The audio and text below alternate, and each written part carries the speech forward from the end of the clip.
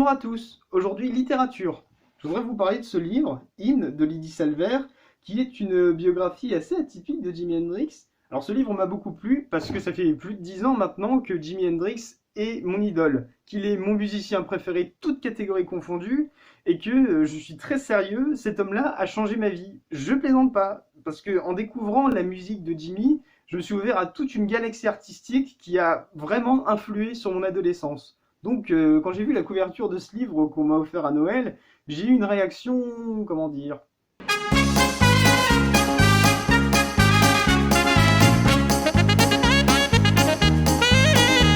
Ça s'appelle In parce que tout part de cet instant légendaire où Jimi a joué l'hymne américain au festival de Woodstock en signe de protestation contre la guerre du Vietnam. Donc, à partir de ce concert entré dans l'histoire, Lydie Salver nous raconte la vie de Hendrix en remontant à son enfance, puis en parlant de sa découverte de la musique, etc. etc.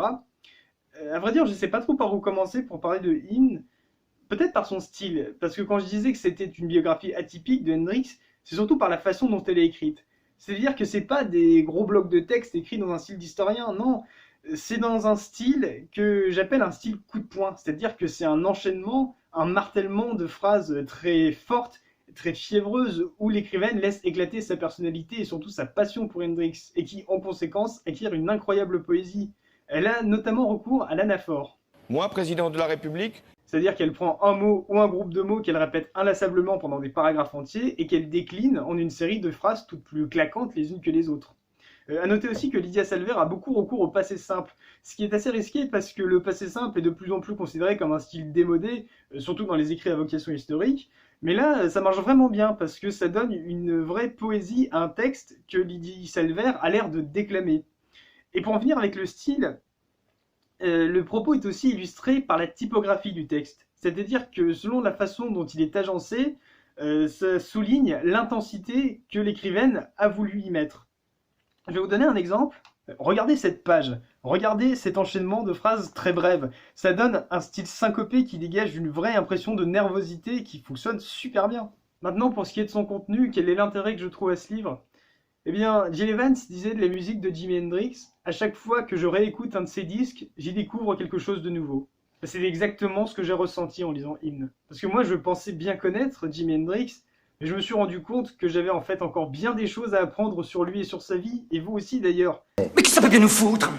C'est un bouquin qui est assez court, mais qui est incroyablement riche. On apprend tellement de choses sur lui, on a tellement d'anecdotes sur son enfance, sur son parcours et sur sa personnalité.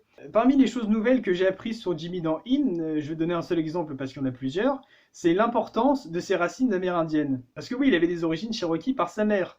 J'étais au courant de ses origines puisqu'il en parle dans des chansons comme Voodoo Child ou I Don't Live Today, mais j'étais loin d'imaginer l'impact, l'influence que ça avait eu sur son vécu et surtout sur son art. Pourtant, ça aurait dû me sauter aux yeux, il suffit de voir sa tenue à Woodstock.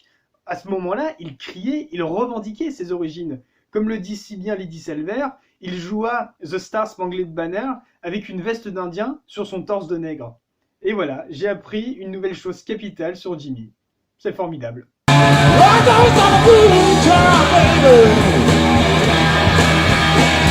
Bref, si vous voulez un avis plus approfondi sur Hymne de Lydie Salver, vous pouvez trouver dans la description de la vidéo ou sur la page internet de la ville un lien vers une chronique écrite.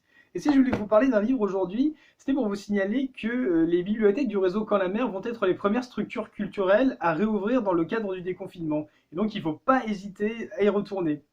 Et si vous ne vous sentez pas à vous y déplacer, je vous invite à aller regarder la boîte numérique. C'est un super portail en ligne sur lequel on peut retrouver les ressources numérisées du réseau des bibliothèques. Films, livres, articles de presse, musique, etc. Il y en aura pour tous les goûts, donc n'hésitez pas et faites-vous plaisir. En attendant, passez une bonne journée et prenez soin de vous.